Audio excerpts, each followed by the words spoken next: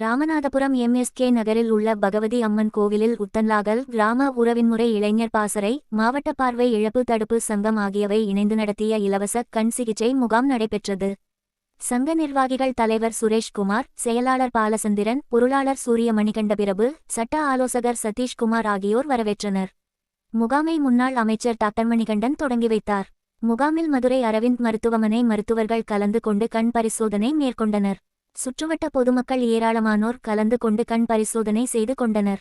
நிகழ்ச்சியில் முன்னாள் தலைவர்கள் வெற்றிவேல், செல்வராஜ் மற்றும் ராமசாமி, சாய் சரவணன், நாகரத்தினம், பேச்சிமுத்து, ஜெயகார்த்திகேயன், பொன்முத்துராமலிங்கம், நாகராஜன், பொற்கரன், நவீன்குமார், துணைத் தலைவர் தனபால், துணை செயலாளர் அமர்நாத், செல்வராஜ், ஜீவா, தீபன், முனியசாமி, ராஜகுரு, முத்துக்குமார், பாலகிருஷ்ணன், கார்த்திக், தாமரைமணி, யோகேஸ்வரன், ஜெயக்குமார், குணசேகரன், அசோக், திருமுருகன் உள்பட பலர் கலந்து கொண்டனர்.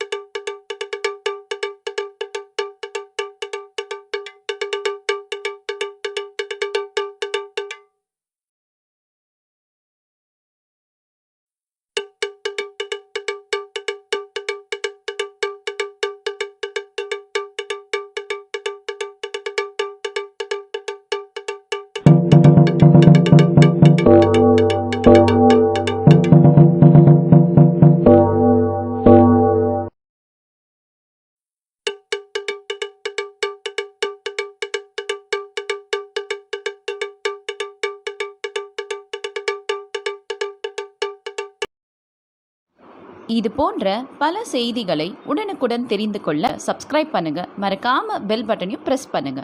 தேங்க்யூ.